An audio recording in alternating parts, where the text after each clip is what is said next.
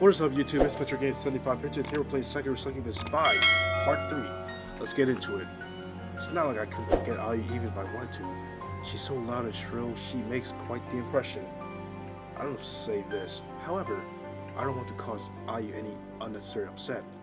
Really, when she's not carrying on like a deranged harpy, she can be quite cute. I just wish she'd be honest more often. And I came with Ayu to offer more support. She was too shy to come over on her own. She was worried that she might look too clingy, so offered to tag along. Huh? Is that true? It's true. Ayu kept saying, ahem. Cosmos clears her throat, then does her best impression of our resident idol. What if he thinks I'm too demanding? What if he starts to hate me? If I come on too strong, he might never want to see me again. This is so embarrassing. Why do I have to like him so... Oh no. Kazu squeaks at some red face. Ayu elbows her in the side. I did not say that. Not a single word. Stop making things up, you stupid wannabe cat girl. God damn. Wannabe cat girl. You must have been huffing too much catnip. Catnips. Huh. How do you meow that? You weren't really huffing catnip, were you? Meowby? I am the word meowstery. Cosmos giggles, then looks back to me. Ayu might be acting all pricky right now. I am not pricky. But I know how to be honest about my own feelings. I want to see you off too, Hiroki. I'll miss you a lot myself. You're the best boyfriend in all the world. Stay safe during the journey, and please be careful. I'll cheer you on so you've got nothing to worry about.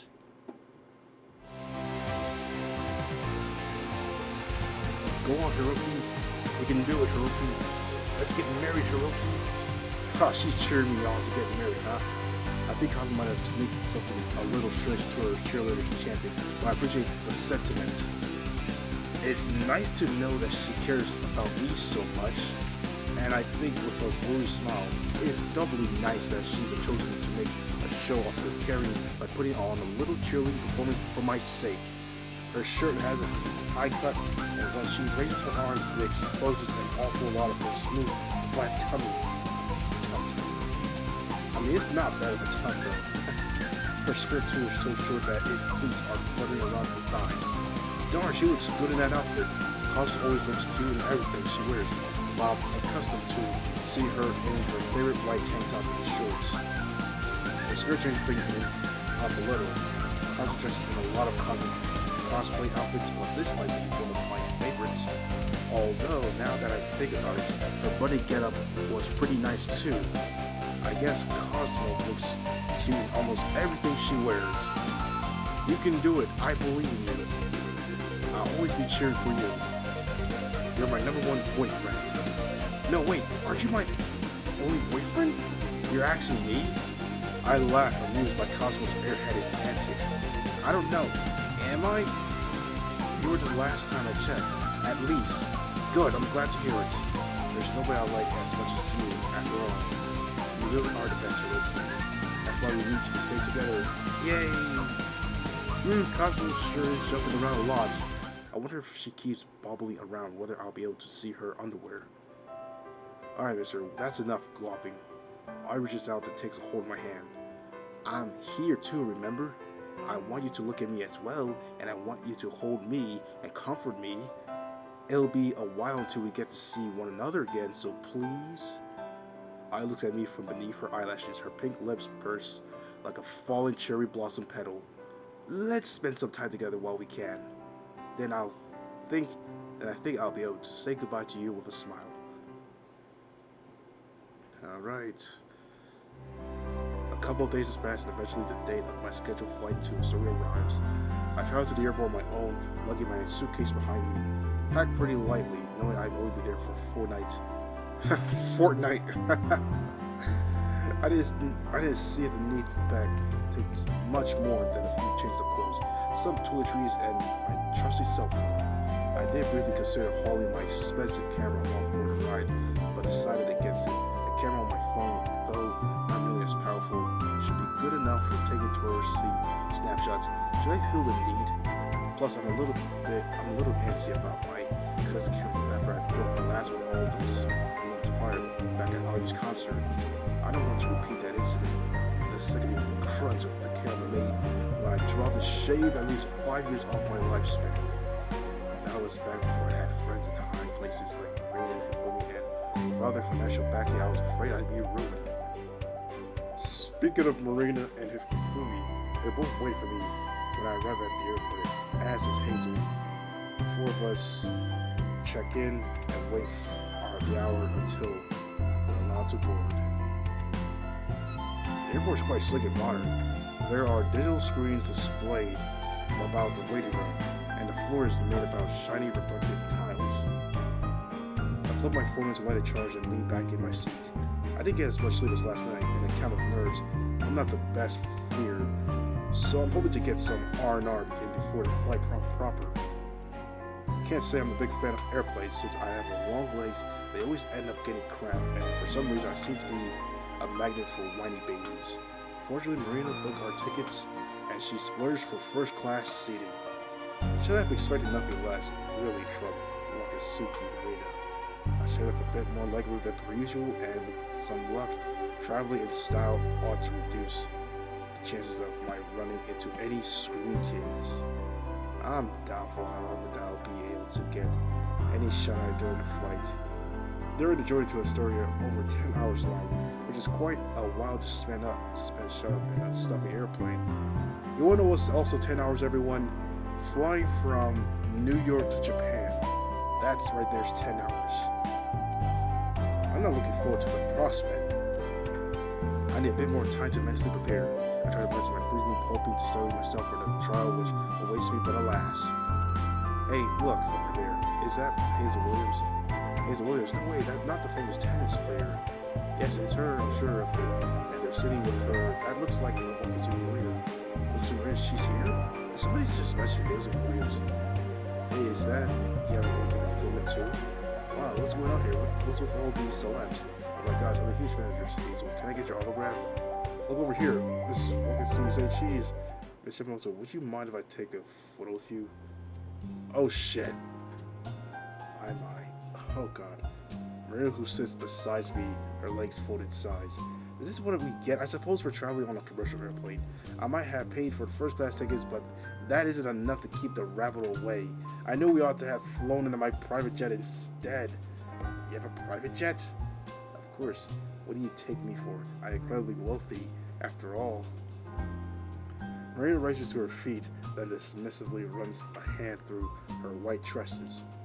I guess she has a point. It makes sense she owned a private jet given all the expensive clothes she owned and her exceedingly plush mansion. I guess Marina really does live in a different sphere to me. She talks to me like an equal, so sometimes I forget how vast the gulf in our social standing is. Goodness! Marina exhales. All the tension is tedious. Come along, Hiroki Hazel, for me. I do not wish to be surrounded by gawpers. I am not an animal in the zoo. Oh god. Marina links an arm through mine, meaning to pull me away. I'm content enough to follow her. I don't want to get caught up among a curious crowd, but Hazel, it seems, has other ideas. Huh? Hazel pouts and scuffs the floor with her sneaker. Do we really have to leave? I would vastly prefer it. Yes, why? Marina purses her lips together. Please don't tell me you enjoy being at the center of all this commotion. I don't mind, really. I'm happy to have so many fans. In fact, that means I'm getting more and more popular. I'm always up for signing a few autographs. Goodness, how very magnanimous of you. I know, I'm so considerate of your fans, maybe, but what of the rest of us? Marina sighs. Fine, you could play the court jester if you wish, but I have no desire to linger, Hiroki Hifumi, and I shall leave, and you can remain here. How? Wait, that ain't fair. Don't leave me. But I thought you liked the attention. I do like the attention, but I don't want to be away from Hiroki. We're supposed to be traveling in a group. Ha ha, yeah. And this happens. And she's really that short? Hazel pressed her body against my other side while resting a hand on my shoulder. Now both of them are sidled up to me, sandwiching me between their ferocious blossoms. You want to stick with me, don't you, Hiroki? Oops. No, I think my darling would rather stay with me. No, he wants to stay with me. Goodness, my future husband is so popular. Perhaps I ought to feel jealous. But as your adoring wife, I feel nothing but happiness for you, my beloved. I'm glad. I guess that Hifumi seems to be amused by this whole production, but what's going on? Who's that guy Hazel misrepresented her attention to? Is he an acquaintance, or if there's a boring, ordinary-looking man like that? There's no way.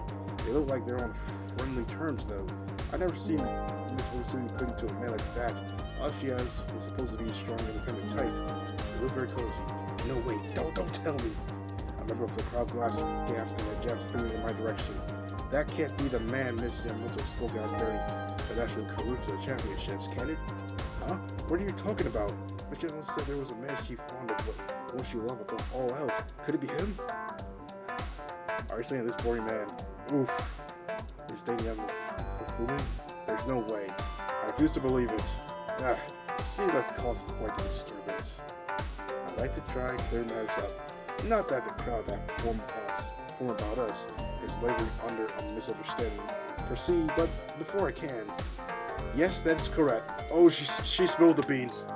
She spilled the beans. Oh no. Hifumi announces one hand upon her breast and a gentle smile upon her face. Hiroki is indeed my very precious to me, but I am not the only one blessed to be his beloved. He is also intimately familiar with my dear friends, Marina and Hazel. We all love one another very much, and we are exceedingly close. Do you not think that is wonderful? I grip my teeth together. It'll be impossible to talk my way out of this now. Hifumi as good as sealed my fate. Now all these guys are glaring at me like they want to dismember me in more ways than one.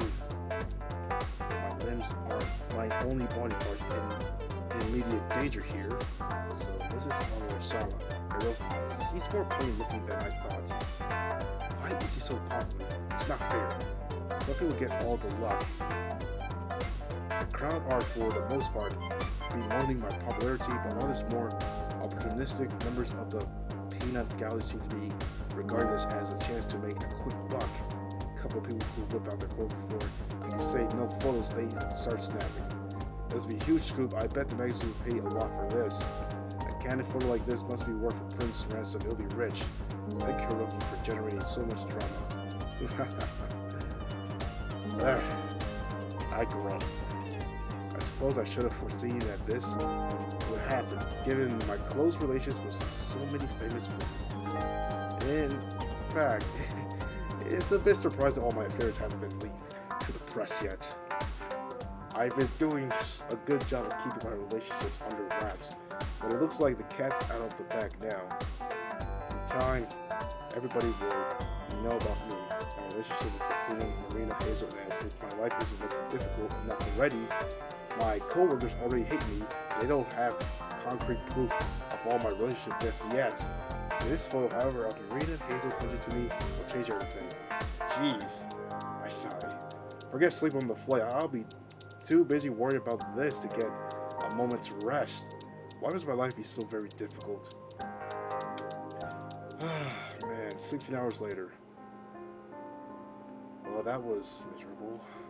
Stumbling through the airport, which for some reason looks an awful like the airport back in Japan. My luggage in tow. The flight from Japan to Astoria took about 13 hours, but the flight was direct one. We had to wait in Germany for 2 hours for a connecting flight. I don't like flying much in general, and I've never been so far afield from Japan before in my life. I feel uncomfortably sticky despite it being rather chilly, and there's a foul taste in my mouth that won't go away. I was able to get any sleep at all on the flight, despite being booking the first class seats. I feel like death walking. The food they served on the flight wasn't much to write home about either. If I wasn't as tired as I was, I'd probably be starving. Food was the last thing in my mind. However, my stomach feels all jumbled up after a fairly rough landing, and my head is pounding. I want to find my hotel stat and then go to sleep. The sun hasn't set yet, though I think it should be sinking in an hour or so. But I don't care about petty things like flight total norms or even keeping a healthy schedule. I can't think of anything except going to bed and getting some shut-eye, damn it. I feel tired, sullen, and sulky, therefore, as I drag my way through the sleek, shiny airport with filmy marina and Hazel in tow. Greetings, everybody. It's most wonderful to see you once more. I am most gratified to see you again, mistress. Thank you very much for accepting my invitation. This truly is a happy day. I am so blessed I could bow before you in thanks. Afraid it seems as other ideas, no sooner have I stumbled out of the airport entrance, my succubus reunion in tow, then I find myself set upon a cheerful blonde girl attired in a luxurious blue dress. I recognize this blonde girl, though I've never met her before. She is none other than the princess of Astoria herself, Sakura Sophia Maria Isabella of Astoria. Geez, try saying that 5 times in a row. I didn't think, as I hauled my soul carcass through the airport, that I'd be greeted by this country's princess of all people. This really is a royal reception. It definitely is a royal reception. We got maid milkers right here. Stefania isn't alone either. She's flanked by several men in dark suits and sunglasses, bodyguards, I guess. And behind her, to her left, is a young woman clad in black and white frilly attire. She be a maid? I mean, like mysterious woman eyed, and she courtesies immediately before me. Greetings, my name is Elizabeth, and I am Princess Stefania's top maid. Wherever she goes, I follow.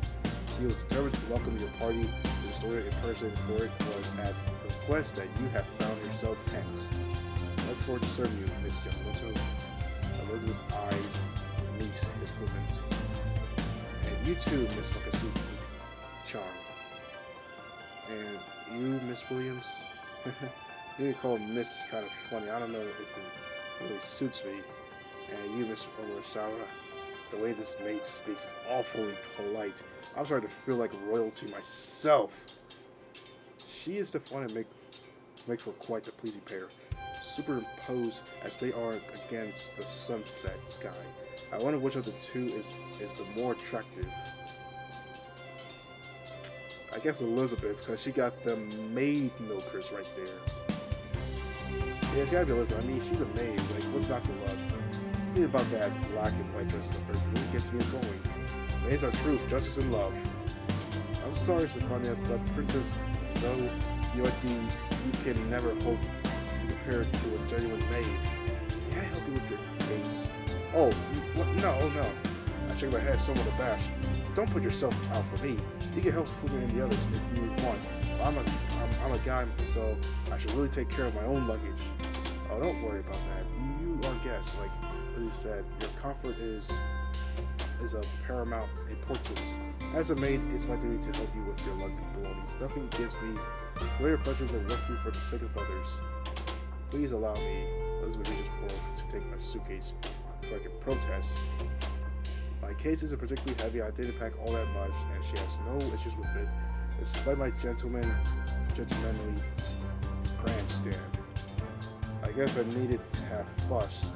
Elizabeth takes it from the suitcase next, and Hazel's and Marina in particular has brought quite a lot with her.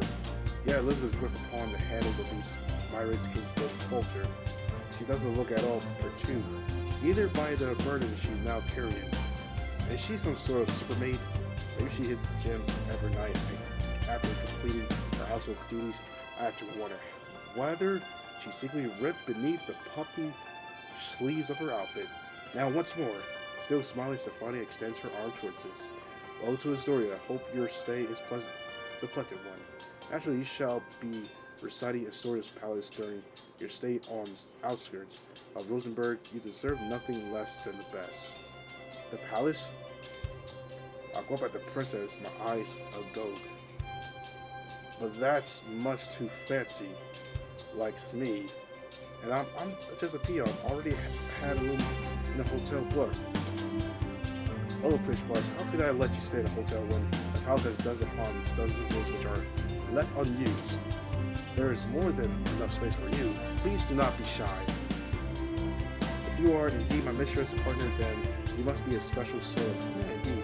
Nobody could be more worthy than my hospitality. I have already talked things to my mother and father, and they did not pose any objections.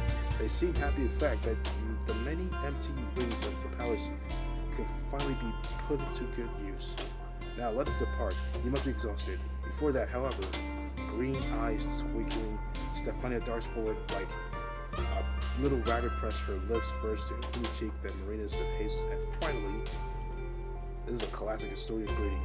Stefania says, by the way, of explanation, after drawing her lips away from me, it is a basic gesture of courtesy, and as a princess, it would be remiss of me not to offer it onto you. I would hate to be rude, particularly during the first meeting. Hope you will find me an agreeable hostess, and do remember, Stefania beams. Any friends of Mistress is a friend of my own. I am very much looking forward to spending time with you. Well, this is going to be good. Finally in the palace. Nighttime falls. The palace, as Stefania said, isn't located too far from the Rosenberg. It's built on the city's outskirts, about an hour or so away from its proper. Ferry to the palace, its style and luxury in black limousine that must have cost an extraordinary amount of money. I can't help but gasp as the car pulls up outside the palace walls, and at how grand and imposing a building it is. I looked up pictures of the palace online before my trip to Astoria, so I had a pretty good approximation of its appearance, but seeing it in reality is different to see it on grainy photos uploaded on the net. Astoria's palace is a grand building which looks like something straight from a fairy tale. The palace entrance is supported by marble columns, and there's an impressive series of stone steps leading up to the vast front doors.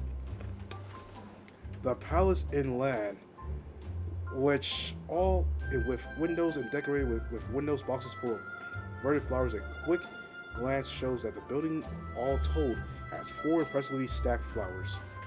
It's such a large structure, I have the tip of my head to take it all in. I can scarcely believe I'll be staying here of all places.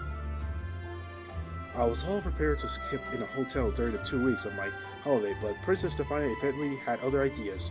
Stefania said her parents approved all of this, but I had to wonder how she was able to talk them around. And do they often let members of the rabble stay in their expansive home? I feel this is unworthy, but I'm not stupid enough or ungrateful enough to look at this particular gift horse in the mouth. If Stefania wants me to stay here, then I have no choice but to indulge her in hospitality. And she is a princess after all. I'm helped out of the limo upon arriving at the palace by Elizabeth, who similarly handles my luggages. Feeling a bit like a celebrity, I'm buoyed through the palace expensive gardens and up to the stone steps to its entrance. Once arriving indoors, Elizabeth then guides me through the palace. She leads me through a veritable rabbit warren of twisting, turning corridors, until we eventually arrive at the chamber in which I am to spend the night. By the time we reach my new lodgings, it's already dark outside. The sun sank beneath the horizon during my journey through Astoria, and now the velveteen sky is sprinkled with stars. I can see the stars weakly beyond panes of glass, but only for a few moments. Elizabeth, in the brisk, no-nonsense manner of any skilled maiden, crosses the room, then draws the curtains close. I hope this room is to your liking. You shall be residing here throughout the duration of your stay in Astoria. Damn! She is a thick maid with large knockers right here, as you guys can see. She has some large knockers. This room has its own bathroom, which ought to possess all the amenities you should wish for. Should you find this room lacking any regards, however, do not hesitate to summon a servant to tell them. There is a bell you may ring by your bedside, which is connected to the servants' quarters, which should summon one of us to your side immediately if aught is amiss. Please do not hesitate to ask for us help. No issue too small, be it is a desire for another pillow or midnight snack. As a guest, your comfort is our highest priority, and I shall do all I can to make you feel at home. Elizabeth accompanies these words with a polite courtesy before resuming her speech. She informs me of meal times will be tough. She appends you needed to eat with us. If you are feeling unwell or too tired, you may ring the servants' quarters and ask that your food delivered to your bedroom instead of it gives me a brief rundown of common Asturian etiquette. With this information thus suspended, she looks at me demurely, her hands folded at her front. I believe that is all the information I have to impart upon you. Do you have any questions for Miss Oversaw regarding to your stay? No, I think it ought to be good. I pause my words punctuated with a yawn as I press my palm to my mouth. For now, I finish my eyes beating with weary tears. Thank you for showing me to my room, Elizabeth. Yes, that's alright, Elizabeth, sorry. I find it hard to remember Western names at best of times, and now is the most definitely not that. I feel exhausted after my flight, and given the lateness of the hour, I want nothing more to do than to curl up in bed. Thank you for showing me around, and for being so hospitable. It's appreciated, really. Do not mention it. As a maid, it is my duty to ensure that all who reside within this palace walls are quite comfortable. I am sure that is what Princess Stefania wants. You are one of her esteemed guests after all. I only hope that the princess' effusive greetings at the airport did not perturb you. I know she can be boisterous in her affections, but she is still rather young, sheltered too. You do not need to think any less of her, do you? Oh no, it's fine. Are you quite certain? Sure, don't worry about me, Elizabeth. I'm sorry, Elizabeth. I offer Elizabeth a smile. I've got to admit, that kiss on the cheek over at the airport did surprise me, but I didn't dislike it. I heard such a displays of skinship are fairly common in Europe countries. As such, I didn't presume, not for a second, that Stefania meant anything seedy by it. I think she was just being friendly. I've not known the princess for all that long, but I think she seems a nice person. I'm sure I can get along with her. If I could probably with the queen of the Succubus realm, who to say I can't befriend a blue-blooded princess of a small European nation like Astoria? Stefania, for all her forwardness, isn't as half as difficult to deal with as you. At least I don't think she'll be. Stefania only kissed me upon the cheek when we met, while Gooey went straight for my mouth. Now that's something that'll stay with me. I am very happy to hear that. I hope you'll be able to spend time with her during your stay. I am sure that she would enjoy your company. Now, Elizabeth glances over me, no doubt taking in my shallow complexion and my flyaway hair. I believe it's a good night's rest. It's just what doctors ordered. Shall I leave it you be? If you wouldn't mind. I'm sorry, but again, I yawn. I'm exhausted. I thought you might be. Yeah, I had quite the busy day. Then if you excuse me. Elizabeth drops a needed courtesy, then turns on her heel. She exits my luxurious, extravagant bedchamber, and then closes the door behind her with a thud. I listen to the sound of Elizabeth's heels. Isn't it difficult for her to work in those as they strike the marble floor until they fade altogether? Now I'm all alone. In Elizabeth's absence, I yawn once more and throw myself upon the bed. I can't remember the last time I felt this tired. I don't particularly like flying, or does anybody? I've never endured so many hours on the plane before. I have a bit of a headache. There's an unpleasant taste in my mouth. I want nothing more than to go to sleep, but I'm so weary I can't even summon the energy to take off my clothes. Idly, I scan my bedchamber. Not for the first time, I'm struck by how huge it is and how elaborate. The wardrobe across the room, or would a member of the nobility call it an armory? It's like an object of fine art, expertly carved with golden handles. The chandelier, which hangs from the ceiling, is gold too, as are the bedpot posts on my four-poster. This room is most comprised of white and creams, with some pale blues and gold for accents. It's an understated kind of color scheme which I lend to my regality of it all. For how expensive all the original items of furniture which adorns this room must be, not to mention the rugs and the paintings on the wall and the fine sheets upon the bed. It doesn't look gaudy at all. Whoever's in charge of the interior decor around here sure knows their stuff. Well, that, I suppose, is to be expected. I am staying in a palace. This is the first time I stayed in a palace. I still remember the stint I had in the succubus room, entrapped at the jealous Yui's behest. The rooms there were large too, and as splendid as those Stefania's place. But while Yui's dominion was dark and imposing, Stefania's is sweet and light. It almost feels like I've stepped into a small slice of heaven. Now I feel like I can finally relax. I lie back in my bed, eyelids flutter shut when... Phone?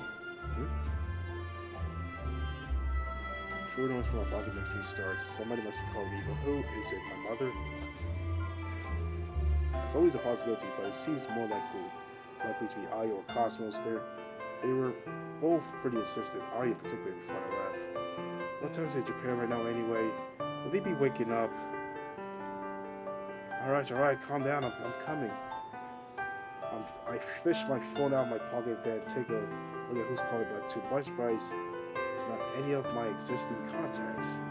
It's not brilliant unknown. It's probably one of those scam calls. Guess not a mom, and after all, Aya Cosmos for that matter. It's some kind of a prank. Curiouser and Curiouser has to answer the call then. What the Yui? Well, thank goodness for that. I was beginning to worry you never pick up.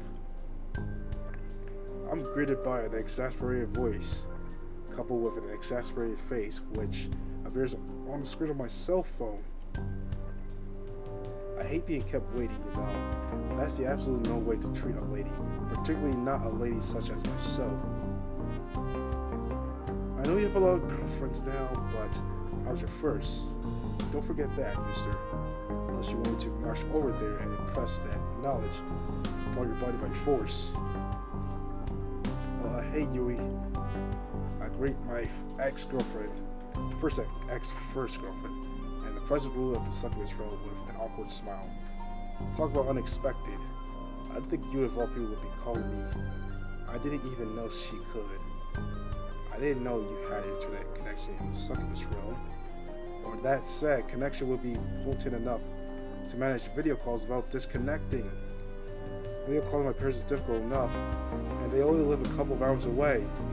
The video always breaks up when we attempt it, which is why we rarely bother.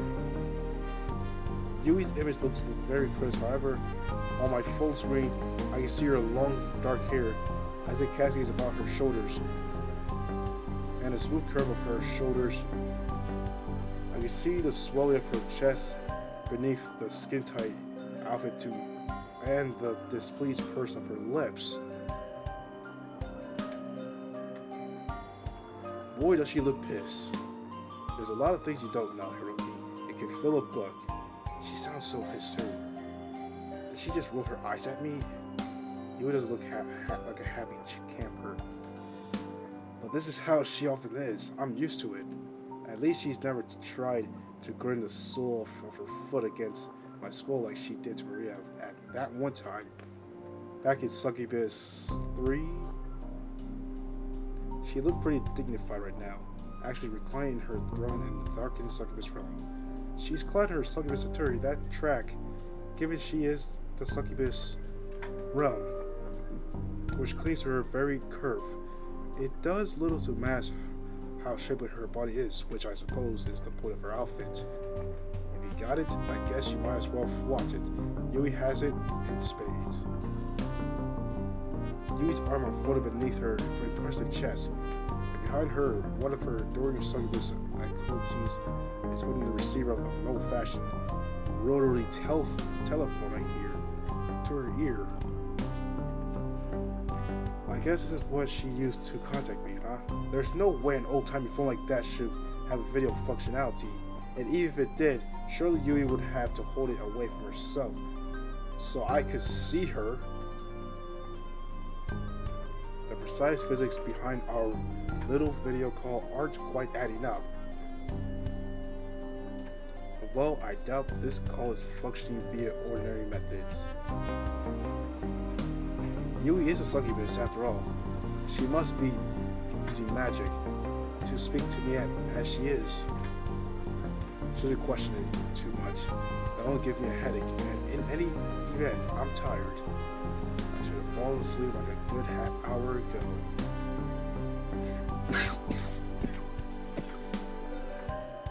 So, Yui.